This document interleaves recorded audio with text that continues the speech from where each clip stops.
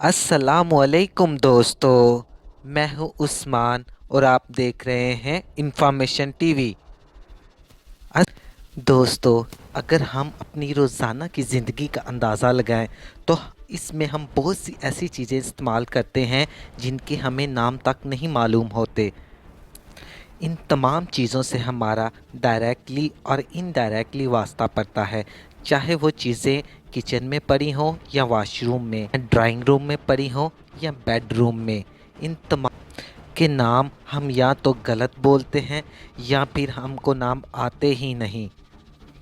हत्ता कि हम इस बात का भी फ़र्क नहीं कर पाते कि हम इन चीज़ों के नाम पंजाबी में बोल रहे हैं या इंग्लिश में, उर्दू में बोल रहे हैं या सराइकी में।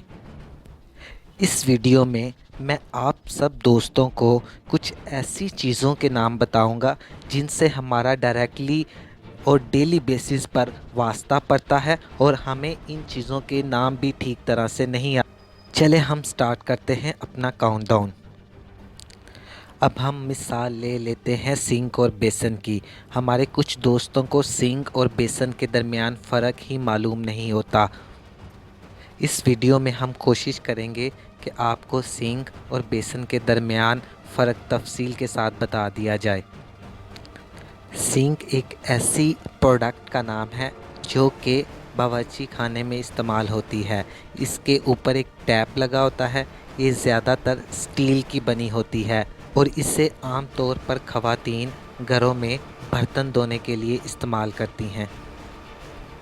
इसका मतलब ये हुआ कि ये जो सिंक है ये किचन की प्रोडक्ट है और सिर्फ़ किचन की अशिया को धोने के लिए इस्तेमाल किया। और बेसन को हम हाथ मुंह धोने के लिए, ब्रश करने के लिए और नमाज के लिए, वज़ू करने के लिए इस्तेमाल करते हैं। जो बेसन होते हैं ये आम तौर पर सेरामिक के बने होते हैं। इनके ऊपर भी एक टैप लगा होता है जिसके ज़रिए से हम पानी हासिल करते हैं।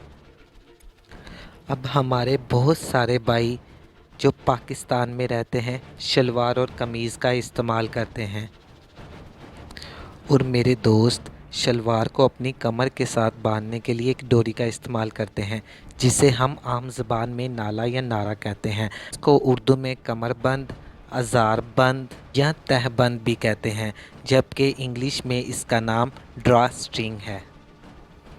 अब अज़ार बंद को शलवार के नेफे में डालने के लिए भी एक चीज़ इस्तेमाल होती है। मैं उसका नाम आपको बताता चलूँ। आम ज़बान में इसे हम नाला पौनी भी कहते हैं, मगर इसको उर्दू में बदकिन और इसको इंग्लिश में ड्रा स्टिक भी कहते हैं। ये आमतौर पर लकड़ी या लोहे की बनी होती है।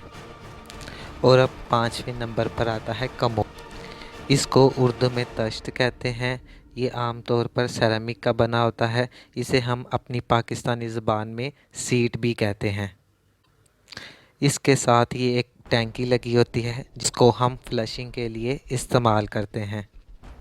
अब दोस्तों, जो अगली चीज़ का मैं आपको नाम बताने लगा हूँ वो दिखने में तो बहुत अजीब लगेगा, मगर ये आमतौर पर हम सब के घरों में इस्तेमाल। इसको हम आम ज़बान में टॉयलेट कहते हैं और उर्दू में बैतुल खला और इंग्लिश में इसको स्कॉट टॉयलेट कहते हैं। अब इसके बाद जो चीज़ आती है वो दिखने में तो बहुत आड़ लगती है, मगर इसका नाम बताना ज़रूरी है। इसको हम आम ज़बान में लोटा कहते हैं, जबकि इंग्लिश में ईवर कहते हैं। और साथ ही साथ मैं आपको ये बताता चलूँ कि हम अपने कपड़े धोने की जगह को लॉन्ड्री कहते हैं, जिसको हम उर्दू में धोबी घाट भी कहते हैं।